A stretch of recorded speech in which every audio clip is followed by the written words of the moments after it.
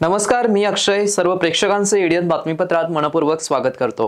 आज दिवसभरात घडलेल्या संपूर्ण घटनांचा आढावा आपल्याला घ्यायचाच आहे, परंतु त्या अगोदर नजर टाकूया आज दिवसभरात घडलेल्या काही महत्त्वाच्या आणि ठळक घडामोडींवरती. प्रलंबित विकास कामांना गती देऊन तातडीने प्रकल्प पूर्ण करा. विरोधी पक्षनेते अंबादास दानवे यांची जिल्हा परिषद अधिकाऱ्यांना सूचना. जरांगे काय कुठल्या शब्दाचा अर्थ काढतील हे काहीही बोलू शकतात. शेरो शायरीचा उद्देश हा प्रेरणा मिळवण्यासाठी असतो. लक्ष्मण हाके यांचे प्रतिपादन. आता बघूया सविस्तर बातम्या.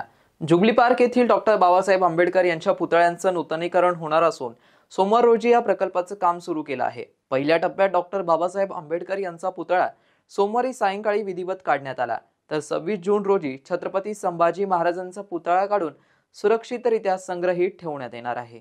छत्रपती संभाजी महाराज यांच्या टीव्ही सेंटर चौकातील पुतळ्यासह जुबली पार्क येथील डॉक्टर बाबासाहेब आंबेडकर यांच्या भडकल गेट येथील पुतळ्याचं नूतनीकरण होणार असून सोमवार रोजी या प्रकल्पाचं काम सुरू करण्यात आलंय. पहिल्या टप्प्यात डॉक्टर बाबासाहेब आंबेडकर यांचा पुतळा सोमवारी सायंकाळी विधिवत काढण्यात आला, तर 26 जून रोजी छत्रपती संभाजी महाराजांचा पुतळा काढण्यात येईल. मनपाकडून दोन्ही पुतळे सुरक्षितरित्या संग्रहित ठेवण्यात येतील. इतिहासाच्या अभ्यासकांकडून सल्लामसलत करून हे प्रकल्प पूर्ण करण्यात येणार आहेत. डॉक्टर बाबासाहेब आंबेडकरांच्या पुतळ्यांचं सुशोभीकरण संसद भवनाच्या संकल्पनेवर आधारित असेल. या सृष्टीमध्ये आंबेडकरांच्या आयुष्यातील महत्त्वाच्या घटना, त्यांचं साहित्य आणि आयुष्याचे चित्रण असेल. हा प्रकल्प 5 कोटी रुपये खर्चून पूर्ण करण्यात येणार आहे. एकूण 212 चौरस मीटर नूतनीकरण चौथरा 1.5 मीटर उंचीचा असेल, तर चबुतऱ्याची 5 मीटर उंची असेल. पुतळ्याची उंची 4.5 मीटर असेल, तर एकूण उंची 9.5 मीटर असेल. अभिवादनासाठी स्वतंत्र मूर्तीची व्यवस्था करण्यात येणार असल्याची माहिती सार्वजनिक बांधकाम विभागाचे कार्यकारी अभियंते अशोक येरेकर यांनी दिली आहे. तर छत्रपती संभाजी महाराजांच्या पुतळ्याचं सुशोभीकरण राजवाड्याच्या संकल्पनेवरती आधारित असेल. यात महाराजांचे युद्धातील प्रसंग आणि आयुष्यातील महत्त्वाचे क्षण चित्रित करण्यात येणार आहेत. हा प्रकल्प येथील 5 कोटी रुपये खर्चून पूर्ण करण्यात येणार आहे.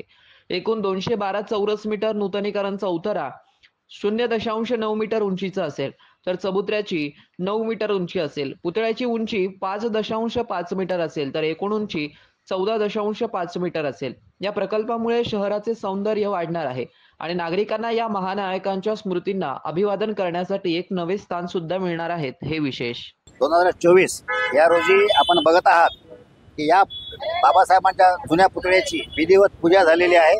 भिक्खू संघ उपस्थित होता आणि ज्या नेत्यांनी म्हणजे आमच्या जयस्वाल साहेबांनी हा फंड 5 कोटीचा मंजूर करून आणला ते सुद्धा उपस्थित होते आणि अनेक दलित बांधव या ठिकाणी उपस्थित होते.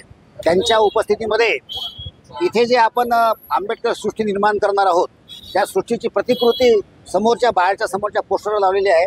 त्याच्यामध्ये संसद भवन जशी आहे त्याप्रमाणे इथे आपण मिनी संसद भवन तयार करणार आहोत आणि त्या संसद भवनाच्या वर बाबासाहेबांचा पुतळा असेल आणि बाबासाहेबांची पूजा करण्यासाठी एक स्मृतीरूपी छोटा पुतळा तिथे असणार आहे. संसद भवन घेण्याचा मागचा उद्देश असा आहे की बाबासाहेबांनी जे संविधान लिहिलेलं आहे, संविधान लिहून बाबासाहेबांनी या जगावर, भारतावर तर नाहीच, या जगावर अनंत उपकार केलेले आहे. काही संविधान हे दुसरं तिसरं काही नाही, हे बुद्ध धर्माचं रूप आहे. त्याच्यामध्ये बाबासाहेबांनी पूर्ण बुद्ध धर्माचा सार घेऊन जे कलम लिहिलेले आहेत त्याप्रमाणे आपला भारत देश आज सुजलाम सुफलाम आणि शांतप्रिय चाललेला आहे. फक्त संविधान रूपी चालवण्यासाठी जे शासन लागतंय, बाबासाहेबांनी सांगितलं की शासनकर्ती जमात व्हा, याच्यामध्ये आमचा समाज मागे आहे, ही खंत आहे. पण हा जो काही चौक आहे हा अतिशय सुंदर असा आहे. आजपासून बराबर 12 महिन्याच्या आत हा प्रकल्प पूर्ण करण्याचा आम्ही कसोशीनं आणि आटोक्यात प्रश्न करणार आहोत, दिवस रात्र राबून. या ठिकाणी बनवलेला आहे काही पहिल्यांदा याच्या आधी बनलेला आहे, बऱ्याच ठिकाणी दिल्लीला आहे, मऊला आहे, परंतु संसद भवनाची प्रतिकृती जी आहे ती बनलेली नाही. आपल्या औरंगाबाद शहरामध्येच म्हणजे संभाजीनगरमध्ये पहिल्यांदा बनत आहेत, महाराष्ट्रात पहिल्यांदा बनत आहे. ही आपल्याला अभिमानाची गोष्ट आहे. जिल्हा परिषद अखत्यारीत येणाऱ्या प्रलंबित विकास कामांना गती देऊन प्रकल्प तातडीने पूर्ण करण्यात यावे अशा सूचना राज्याचे विधान परिषद विरोधी पक्षनेते अंबादास दानवे यांनी अधिकाऱ्यांना केलंय। जिल्हा परिषद विकास योजना त्याची सद्यस्थिती व वस्तुस्थितीबाबत सोमवारी रोजी अधिकाऱ्यांशी त्यांनी चर्चा सुद्धा केली आहे। जिल्हा परिषदेतील सर्व विभागांच्या कामकाजाचा आढावा विधान परिषदेचे विरोधी पक्षनेते अंबादास दानवे यांनी आज घेतलाय। जिल्हा परिषदेच्या अजंता सभागृहात सकाळी विरोधी पक्षनेते अंबादास दानवे यांच्या अध्यक्षतेखाली आढावा बैठकीचं आयोजन करण्यात आलं होतं।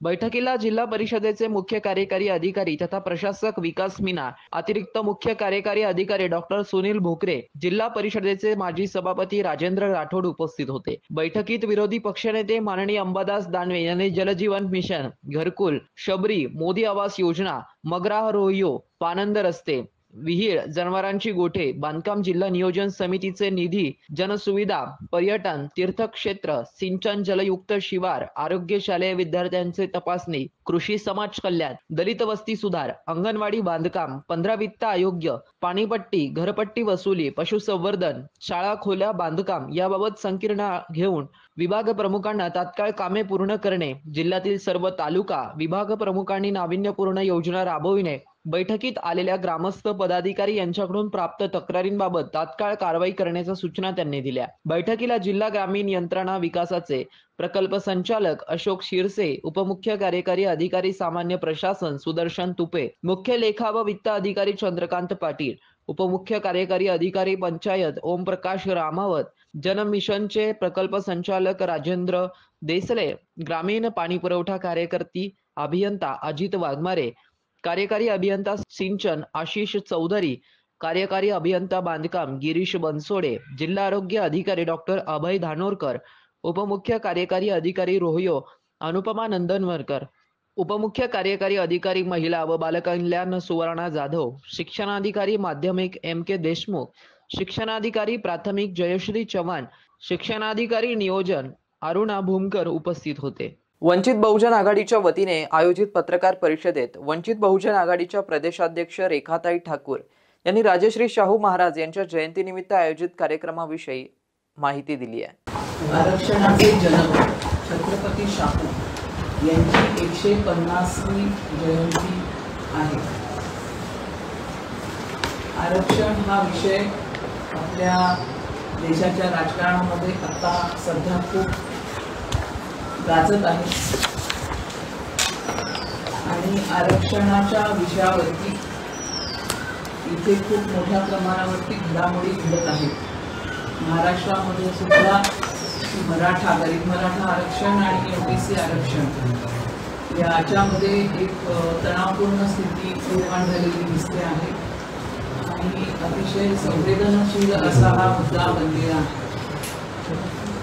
आरक्षणाची एकूणच जी भूमिका आहे त्याच्या बाबतीमध्ये जे लोक आतापर्यंत पारंपरिकदृष्ट्या आरक्षण विरोधी मानले जात होते ते देखील आज आरक्षणाच्या बाजूने उभे राहिलेले आपल्याला दिसत आहे। तर ह्या परिस्थितीमध्ये एकूण आपल्या देशामधल्या सामाजिक परिस्थितीमध्ये आरक्षण हा विषय अतिशय महत्त्वाचा आणि गंभीर आहे, कारण ही संविधानाने दिलेली एक कार्यक्रम आहे तो, आणि तो इथल्या सामाजिक परिवर्तनासाठी, सामाजिक पुनर्रचनेसाठी अतिशय महत्त्वाचा असा कार्यक्रम आहे। आणि ह्याची सुरुवात म्हणजे एकूण आरक्षण नीतीची सुरुवात जी महाराष्ट्रामध्ये झालेली दिसते ती शाहू छत्रपतींच्या कारकिर्दीमध्ये सुरू झाली आणि म्हणून आपण त्यांना आरक्षणाचे जनक असं म्हणतो। त्यामुळे ही शाहूंची जयंती ही शासनासाठी आणि एकूणच महाराष्ट्रामधल्या जनतेसाठी देखील एक महत्त्वाची याचा एक टप्पा आहे। परंतु तरी आपल्याला असं दिसत आहे की शासकीय पातळीवरती शाहूंच्या जयंतीचा कोणताही कार्यक्रम इथे झालेला दिसत नाही किंवा इथल्या राजकीय पक्षांनी देखील शाहूंच्या जयंतीकडे एक प्रकारे दुर्लक्षच केलेलं आहे। वंचित बहुजन आघाडीच्या वतीने हा जो शाहूंच्या जयंतीचा कार्यक्रम आहे हा खूप व्यापक प्रमाणावरती साजरा व्हावा आणि समाजामध्ये हा संदेश आपण देऊन गेलं पाहिजे की आरक्षणामुळे या ठिकाणच्या वंचित बहुजनांना इकडच्या व्यवस्थेमध्ये एक संधी मिळाली. त्यामुळे आपण या आरक्षणाच्या बाजूने ह्या ठिकाणी आहोत आणि भविष्यातही आरक्षणाच्या बाजूने वंचित बहुजन आघाडी राहणार आहोत. तर शहर काँग्रेस कमिटीच्या वतीने शहराच्या पाणी पुरवठ्याला घेऊन मनपा कार्यालयावर तीव्र आंदोलन करण्यात आलं. आंदोलन करून पाणी देण्यासाठी अपयशी ठरलेल्या मनपा प्रशासनाला विरोधात रोष व्यक्त करण्यात आलाय. गेल्या अनेक वर्षांपासून शहर जिल्ह्याचा पाण्याचा प्रश्न हा ऐरणीला येऊन ठेपलेला आहे. गेल्या अनेक दिवसांपासून महानगरपालिकावरती विविध पक्षांकडून अनेक मोर्चे, अनेक आंदोलनं करण्यात आली. मात्र पाण्याचा प्रश्न जैसे ते पाहायला मिळत आहे. आज महिला काँग्रेस आघाडीच्या वतीने महानगरपालिकेच्या मुख्य दालनासमोर पाण्याच्या प्रश्नाला घेऊन आंदोलन करण्यात आलं. मात्र लोकप्रतिनिधींकडून आश्वासनावरती आश्वासन मिळत आहे. मात्र पाण्याचा प्रश्न सुटेल कधी हा प्रश्नच आता शहरातील नागरिकांना पडला आहे. आमची मागणी हीच आहे का आम्हाला रोज दुसऱ्या दिवशी पाणी यावं आणि ते पण स्वच्छ पाणी यावं. सगळं गढूळ पाणी येतं, वेळेच्या वेळेवर टॅक्स घेतल्या जातं आणि पाणी आम्हाला अजिबात दिलं जात नाही. आठवड्यातून एक वेळेस पाणी दिलं जातंय. म्हणून आम्ही हा मोर्चा काढला आहे काँग्रेस पक्षातर्फे. आज जर आम्हाला पाणी वेळेच्या वेळेवर भेटलं नाही तर आम्ही महिला मिळून हजारो संख्येने हा मोर्चा काढू आणि पाणी नाही कुणाच्या बापाचं आहे, आमच्या हक्काचं. पाणी आमच्याकडे म्हणजे पाणी खराब येऊ लागलं आणि जंतू पण त्याच्यात येऊ लागले. 8 दिवसानंतर पाणी येते. नाही, खराब पिवळं पाणी येऊ लागलं. मागणी काय आमचं हेच म्हणणं आहे की स्वच्छ पाणी यावं आणि तिसऱ्या दिवशी पाणी यावं. काँग्रेस पक्षापासून बोलतोय आम्ही. आम्हाला पाणी भेटत नाही, भेटतच नाही, पाणीच नाही. 3 नंबर गल्ली पाण्यासाठी आलो आम्ही. आता पाय असे दुखत मरणाचे कुडके शिजले. लय 10-15 वर्ष झाले पाणी नाही आम्हाला. एवढं गमन गेलो झोपलो आम्ही. पाणीच नाही येत नाही म्हणतात. येऊन पाहतो आमच्याकडे. दुसरी कोण भरतो आम्ही? दुसऱ्या गल्ल्यानं भरतो पाणी. दुसऱ्या गल्ल्यानं भरतो बाबा आम्ही. पाणीच नाही आम्हाला, बिलकुल पाणी नाही.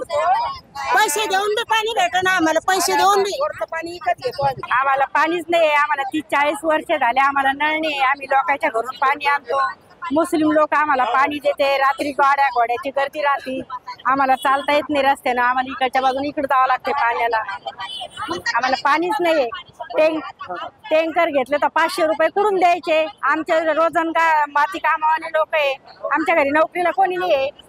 काय करायचं आता? आमचे हातपाय दुखतात माती काम करतो. पाईपलाईनच नाही तिकडं.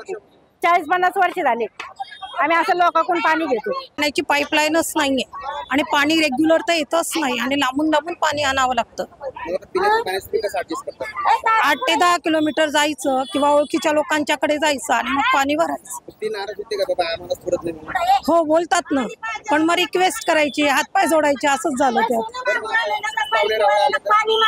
मग कसं टँकरचं पाणी आणा, ते पण उपलब्ध झालं तर बरं आहे. नाहीतर मग आजूबाजूला कमीत कमी 800 रुपये लागतात. शहरवासियांना एक सुवर्ण संधी. तुम्ही एखादा व्यवसाय करताय का? मग एडियनवर जाहिरात करा आणि मिळवा व्यवसायात मोठा फायदा. तर वाट कसली पाहताय? आताच खाली दिसत असलेल्या नंबरवर संपर्क साधा. इथे वेळ झाली आहे एका छोट्याशा ब्रेकची. कुठे जाऊ नका, पाहत राहा एडीएन न्यूज.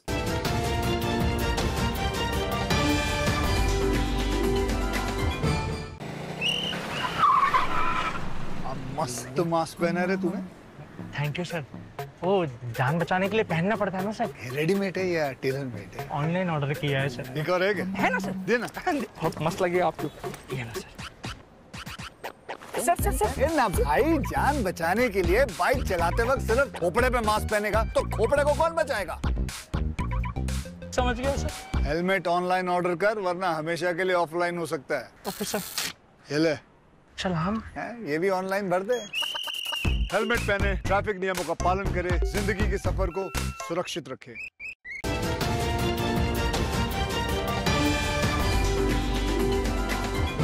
ब्रेक नंतर पुन्हा एकदा स्वागत आहे. आपण बघत आहात एडीएन बातमीपत्र. संजय शिरसाट यांच्यासारखी भाषा मला येणार नाही, परंतु संजय राऊत यांनी चांगल्याच पद्धतीने या महाराष्ट्रात महाविकास आघाडी एकत्र करून तुमचा स्ट्राईक रेट 41 वरून 17 वरती आणला आहे, असा टोला शिवसेना नेते अंबादास दानवे यांनी लगावला आहे. जिल्हा परिषदेचं कारण आचारसंहिता होती मधल्या काळामध्ये. अनेक कामं जनतेचे, ग्रामीण भागातल्या ग्रामपंचायतीचे, घरकुलाचे असतील, रस्त्यांचे असतील, आरोग्य केंद्रांचे असतील, शिक्षकांचे असतील, शाळा खोल्यांचे असतील, असे अनेक विषय पेंडिंग होते आणि त्याच्याविषयी मुद्दाम आढावा घेण्यासाठी CO साहेबांबरोबर सगळ्या अधिकाऱ्यांबरोबर चर्चा करण्यासाठी मी आलो होतो. चांगल्या पद्धतीनं बैठक झाली, कारण हा जिल्ह्यातील ज्या ज्या योजना ज्या अधांतरी राहिलेल्या आहे, मागे राहिलेल्या आहे, विशेषतः घरकुलाच्या योजना असतील, कित्येक गोष्टीला अजून सरकारचं केंद्राचं अनुदान येत नाही, राज्याने काही असतं. आता जसं निजामकालीन शाळा आहे, इथं मंत्रिमंडळाची बैठक झाली, 20% जे लोकसहभाग असतो तो द्यायचं सरकारने कबूल केलं, अजून काहीच केलेलं नाही. म्हणून अशा ज्या ज्या काही विषय, घरकुल असतील, आता प्रधानमंत्री घरकुल मागच्या 2 वर्षांना कुठं आलेलेच नाही. मग या सगळ्या विषयात CO साहेबांशी चर्चा करून, कारण अधिवेशन सुद्धा तोंडावर आहे, राज्य सरकारकडे याचा पाठपुरावा करावा लागेल आणि मला असं वाटतं या जिल्ह्याच्या विकासाच्या हेतूनं मी ती भूमिका सातत्याने घेत आलो आहे. आताही मला असं वाटतं मी सगळ्या प्रशासनाकडून असा रिव्ह्यू घेतलेला आहे. अधिवेशनामध्ये राज्य सरकार असेल, राज्य सरकारचे मंत्री असेल, त्यांच्याशी चर्चा करून समन्वय साधून हे सगळे प्रश्न जिल्ह्याच्या विकासाचे मार्गी लावण्याचा संकल्प या बैठकीत आम्ही केला. मला वाटतं शिरसाटांसारखी भाषा मला काही येणार नाही, परंतु संजय राऊत साहेबांनी चांगल्या पद्धतीनं या महाराष्ट्रात महाविकास आघाडी एकत्र करून तुमची चांगलं जे तुमचं स्ट्राईक रेट आहे सगळ्या तुमची महायुतीचं जे 41 होतं ते 17वर आणलेलं आहे. मला वाटतं याच्यापेक्षा जास्त बोलण्याची फार आवश्यकता नाही. परिषदेच्या शिक्षकांच्या बदल्याच्या संदर्भात विभागीय आयुक्तांनी चौकशी केलेली आहे. इथल्या काही प्रशासकीय कारणावर त्यांनी बोट ठेवलेलं आहे. मी या संदर्भात राज्य सरकारच्या शिक्षण विभागाकडे तक्रार केलेली आहे. आता इथं त्यात बोलण्याचा काही प्रश्न नाही, राज्य सरकारकडेच ते बोलावं लागेल आणि येणाऱ्या अधिवेशनात मी ते बोलणार. पर्यंत ती शाळा होती, 9वीचा वर्ग सुरू झाला पाहिजे, त्याचा प्रस्ताव वेळेत आला नव्हता. मी CO साहेबांना कार्योत्तर मान्यता देण्यासाठी 1 नाही तर 2 उर्दू शाळेचा मुद्दा आहे, 9वीचा वर्ग सुरू करायचा आणि सोमवारपासून 9वीचा हा वर्ग सुरू होणार आहे, तेही आदेश CO साहेबांनी दिलेले आहे. शहरातील सिडको उड्डाणपुलाखाली शुक्रवारी रात्रीच्या सुमारास मद्यधुंद असलेल्या तरुणांनी धारदार तलवार हातात घेत दहशत माजवली आहे. सदर ठिकाणी दहशत माजवणाऱ्यांना मुकुंदवाडी पोलिसांनी अटक करून तलवार जप्त केली आहे. शहरातील सिडको उड्डाणपुलाखाली शुक्रवारी रात्रीच्या सुमारास मद्यधुंद असलेल्या तरुणांनी धारदार तलवार हातात घेत दहशत माजवली. सदर ठिकाणी दहशत माजवणाऱ्यांना मुकुंदवाडी पोलिसांनी अटक केली आहे. 2 तरुण हातात तलवार घेऊन फिरत असल्याची माहिती पुंडलिकनगरच्या 112 बीट मार्शलला मिळाली. यावेळी त्यांनी सिडको उड्डाणपुलाखाली विचारपूस केली असता सदरील आरोपी हे मुकुंदवाडीकडे गेले असल्याची माहिती त्यांना मिळाली. त्यानंतर त्यांनी पाठलाग करून पकडला आणि त्यांच्याजवळील तलवार जप्त करत मुकुंदवाडी पोलिसांच्या स्वाधीन केला. रोहित मोरे आणि त्याचा साथीदार विशाल खरात असं आरोपींचं नाव असून पोलिसांनी ताब्यात घेतलं आहे. या प्रसंगी मुकुंदवाडी पोलीस ठाण्यामध्ये गुन्हा दाखल करण्यात आलाय. महानगरपालिका हद्दीतील अनधिकृत भूखंड व बांधकाम नियमित करण्यासाठी आयुक्त तथा प्रशासक G. श्रीकांत यांच्या आदेशानुसार 31 सप्टेंबर 2024 पर्यंत मुदतवाढ देण्यात आली आहे. महाराष्ट्र गुंठेवारी विकास अधिनियम शासन राजपत्र दिनांक 12/3/2021 अन्वये अंमलात आला आहे. महानगरपालिका प्रशासनाने दिनांक 6/8/2021 रोजी ठराव घेऊन सदर अधिनियमाच्या अंमलबजावणीस सुरुवात केली आहे. ठरावानुसार गुंठेवारी नियमितीकरणासाठी प्रस्ताव दाखल करण्याची अंतिम मुदत दिनांक 1/5/2023 पर्यंत दिली होती. त्यात वेळोवेळी वाढ करून दिनांक 31/4/2024 पर्यंत ती वाढवली. त्यानंतरही गुंठेवारी प्रस्ताव स्वीकारणे व नियमितीकरण व करण्याची प्रक्रिया आजपर्यंत सुरू आहे.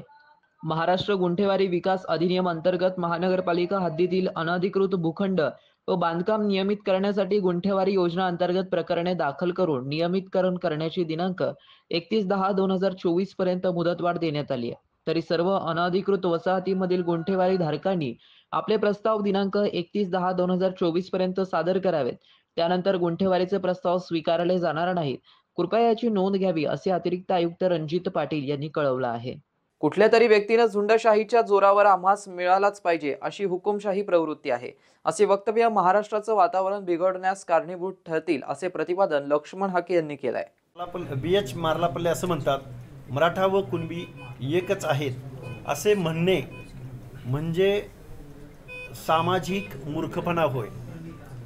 मराठा आणि कुणबी एकच आहेत असं म्हणणे म्हणजे सामाजिक मूर्खपणा होय. मार्लापल्ले न्यायमूर्तींचं हे जजमेंट आहे, याचा अभ्यास करावा. सुप्रीम कोर्टानं मराठा रिझर्वेशन संदर्भात जे जजमेंट दिले त्या जजमेंटमध्ये 650 पानांचं जजमेंट आहे. त्यामधल्या महाराष्ट्राच्या टोटल सामाजिक स्थितीगतीचा आढावा, कोण मागास कोण फॉरवर्ड काय परिस्थिती आहे या राजश्री पाटील केसमध्ये, म्हणजे सुप्रीम कोर्टाच्या जजमेंटमध्ये तुम्ही या सगळ्या गोष्टींचा थोडाफार अभ्यास करावा. तुम्ही डायरेक्ट पत्र देता. मराठवाड्यामधल्या 5-6 खासदारांनी काल परवा पत्र दिलं, नवनियुक्त खासदारांनी, आणि मग हे पत्र दिल्यानंतर मला वाटते कायदा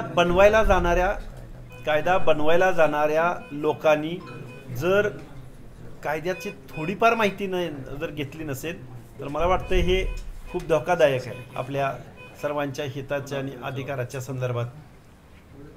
भुजबळ जे आहे ते चिथावणीखोर वक्तव्य करून तलवार वाटपाचा कार्यक्रम जे आहे ते त्यांनी सुरू केला आहे आणि दंगल जी आहे ती त्यांना घडवायची आहे. त्यामुळे असा जर प्रयोग झाला तर आम्ही सुद्धा एक पाऊल मागे हटणार नाही, असं प्रकारचं वक्तव्य जरांगे पाटील यांनी केलं आहे. जरांगे साहेब काय कुठल्या शब्दाचा काय अर्थ काढतील त्याचं अलीकडच्या काळातली त्यांची वक्तव्य पाहता ते काहीही बोलू शकतात, यामध्ये काही हे नाही आहे. कारण एखादी शेरोशायरी केली जाते एखाद्या कार्यक्रमामध्ये, शेरोशायरीचा उद्देश असा असतो की तो फक्त त्याचा मधित अर्थ घ्यायचा असतो, तो शब्दार्थ घ्यायचा नसतो, की एक मोटिवेटेड म्हणजे पुढच्या माणसांना प्रेरणा मिळण्यासाठी, पुढच्या माणसांच्या मनात विश्वास निर्माण करण्यासाठी, किंवा आपण बाबा यस आपण पण या देशाचे नागरिक आहोत त्यामुळे घाबरायचं कारण नाही, असं ज्यावेळी माणूस एक जनरली बोलत असतो त्यावेळी काही शेरोशायरींचा, काही उदाहरणांचा, काही म्हणींचा उपयोग केला जातो. लिटरेचर आहे आपलं लँग्वेज आहे, आणि मग या लिटरेचरचा जर उपयोग भुजबळ साहेबांनी एक चांगलं प्रभावी माणसांच्या मनामध्ये विश्वास निर्माण करण्यासाठी एखाद्या शायरीचा वापर केला म्हणजे ते उद्या तलवारीच काढणार आहेत, वाटणार आहेत आणि मग दंगल घडवणार आहेत, असा त्याचा अर्थ काढणं. कायदा सुव्यवस्था आहे ना महाराष्ट्रात, देशात कायदा सुव्यवस्था आहे ना, शासन प्रशासन त्याचं काम करेल ना, पोलीस डिपार्टमेंटवर काय विश्वास आहे ना आपला सर्वांचा. त्यामुळे या असं काहीतरी त्या शब्दशः अर्थ घ्यायचा आणि त्या शब्दाचा अर्थ घेऊन काहीतरी वक्तव्य करायची, मला वाटतं हे खूप पुअर लेवलची स्टेटमेंट आहेत, खूप बॉटम लेवलची ही जजमेंट आहेत. मनोज जरांगे यांचे जुने सहकारी डॉक्टर रमेश तारक यांच्या तोंडाला झुंजार छावा संघटनेच्या कार्यकर्त्यांनी काळं फासलं असून तारक यांनी आंतरवालीतील उपोषणाला विरोध केला होता. याचा निषेध म्हणून सुनील कोटकर आणि जरांगे समर्थकांकडून तारक यांना काळं फासण्यात आलंय. मनोज जरांगे यांच्या जुन्या सहकाऱ्यास मराठा संघटनांच्या वतीने काळं फासण्यात आलं आहे. आंतरवाली सराटीत उपोषणास बसण्यास विरोध केल्याप्रकरणी डॉक्टर रमेश तारक यांच्या तोंडाला काळं फासण्यात आलंय. डॉक्टर तारक यांच्या रुग्णालयात जात झुंजार छावा संघटनेच्या कार्यकर्त्यांनी डॉक्टर तारक यांना काळं फासवलं. डॉक्टर तारक यांनी जरांगे यांच्या विरोधात जालना पोलीस आयुक्तालयात निवेदन दिलं होतं. तेव्हापासून डॉक्टर तारक यांच्या विरोधात मराठा संघटनांचा नाराजीचा सूर होता. दरम्यान संघटनेचे पदाधिकारी डॉक्टर तारक यांना भेटण्यासाठी गेले. अगोदर तारक यांचा सत्कार व त्यानंतर त्यांच्या तोंडाला काळं फासलं. यानंतर जरांगे यांच्या आंदोलनास विरोध कराल तर याद राखा अशी ताकीद यांच्या संघटनेकडून त्यांना देण्यात आली. धम्मभूमी बौद्ध लेणी येथे हजारो बोधिवृक्ष रोपणाद्वारे ऐतिहासिक वृक्षारोपणास सुरुवात करण्यात आली असून या अभियानांतर्गत बौद्ध लेणी परिसरामध्ये सुमारे 10,000 विविध भारतीय वृक्षांचं रोपण करण्यात येणार आहे. बौद्ध धम्मगुरू भदंत विशुद्धानंद बोधी महाथेरो यांच्या मार्गदर्शनाखाली महाबोधी विहार धम्मभूमी बौद्ध लेणी विद्यापीठ परिसर येथे वृक्षारोपण कार्यक्रम आयोजित करण्यात आला आहे. या अभियानांतर्गत बौद्ध लेणी परिसरामध्ये सुमारे 10,000 विविध भारतीय वृक्षांचं रोपण करण्यात येत आहे. मानवतेच्या दृष्टिकोनातून भिक्खू संघाच्या वतीने एक बोधिवृक्ष स्वतःसाठी स्वतःच्या आरोग्यासाठी या संकल्पनेतून ही ऐतिहासिक बोधिवृक्षाची रोपणाची सुरुवात करण्यात आली आहे. शनिवारी असंख्य नागरिकांनी उपासक उपासिका यांनी एक बोधिवृक्ष तसेच विविध प्रकारची झाडे घेऊन या मानवतावादी उपक्रमास मोठ्या संख्येने उपस्थित राहून एक झाड लावून आपलं निसर्गाप्रती असलेलं कर्तव्य पूर्ण केलंय. परिवारातील सदस्याप्रमाणे या वृक्षाला सांभाळण्याची जबाबदारी ही स्वीकारली आहे. नागरिकांनी धम्मभूमी बौद्ध लेणी येथे एक बोधिवृक्ष आणून लावावं असं आवाहन त्यावेळी करण्यात आलंय. भदंत विश्वदानंद बोधी महाथेरो भदंत बोधिपालो महाथेरो भंते नागसेन बोधी थेरो भंते संघप्रिय थेरो भंते बोधिधम्मा व मराठवाड्याच्या विविध जिल्ह्यात शहरातून आलेले शेकडो बौद्ध भिक्षू तथा अखिल भारतीय भिक्खू संघ उपस्थित होते. तसेच निवृत्त जिल्हाधिकारी सातदिवे डॉक्टर अरविंद गायकवाड, समाजभूषण भीमराव हत्ते अंभिरे, निवृत्त पोलीस अधिकारी शिवाजी कांबळे, कार्यकारी अभियंता अशोक येरेकर, देवानंद पवार यांच्यासह आंबेडकरवादी बहुजन विकास समितीचे अध्यक्ष दीपक निकाळजे व आंबेडकरवादी संघटनाचे पदाधिकारी कार्यकर्ते मोठ्या संख्येने उपस्थित होते. त्याच्या खाली बोधिवृक्षाची झाडं लावून हा संपूर्ण परिसर बोधीमय करायचा आहे. तर त्या दृष्टीनं आज खऱ्या अर्थाने योग्य पाऊल उचलले गेलेत. मोठ्या संख्येने भिक्खू संघ आलात आणि सगळ्यांनी एक एक बोधिवृक्ष लावून बुद्ध लेणीवर एक इतिहास निर्माण केलेला आहे. तर मी असं आवाहन करेल की महाराष्ट्रातल्या तमाम बौद्धांनी आपापल्या घरी असलेलं, आपापल्या घराच्या आजूबाजूला असलेलं एक बोधिवृक्षाचं झाड बुद्ध लेणीवर घेऊन येणे आणि आपली स्मृती कमीत कमी 500,000 वर्ष अमर करणे. तर आपल्या आईच्या नावाने, वडिलाच्या नावाने, कुठल्याही नातेवाईकाच्या दिवंगत व्यक्तीच्या नावाने किंवा वाढदिवसाच्या निमित्ताने अशा प्रकारचे बोधिवृक्ष लावून या संपूर्ण परिसरामध्ये आपलं नाव कीर्ती अमर करता येईल. त्यांचे नावसुद्धा लिहिता येईल झाडाच्या आजूबाजूला आणि त्यांचं नाव या ठिकाणी अमर होईल. तर असं मी आवाहन करत आहोत की जेव्हा जेव्हा बुद्ध लेणीवर येत आहे तेव्हा तेव्हा बोधिवृक्षाचं झाड घेऊन या आणि ते झाड या ठिकाणी जगवा. धन्यवाद. शेवटी पुन्हा एकदा नजर टाकूया आज दिवसभरात घडलेल्या काही महत्त्वाच्या आणि ठळक घडामोडींवरती. प्रलंबित विकास कामांना गती देऊन तातडीने प्रकल्प पूर्ण करा. विरोधी पक्षनेते अंबादास दानवे यांची जिल्हा परिषद अधिकाऱ्यांना सूचना. जरांगे काय कुठल्या शब्दाचा अर्थ काढतील हे काहीही बोलू शकतात. शेरो शायरीचा उद्देश हा प्रेरणा मिळवण्यासाठी असतो. लक्ष्मण हाके यांचे प्रतिपादन. याबरोबरच हे बातमीपत्र इथेच संपलं. पुन्हा भेटूया पुढील बातमीपत्रात. तोपर्यंत पाहत रहा आपल्या हक्काचं बातमीपत्र ADN न्यूज.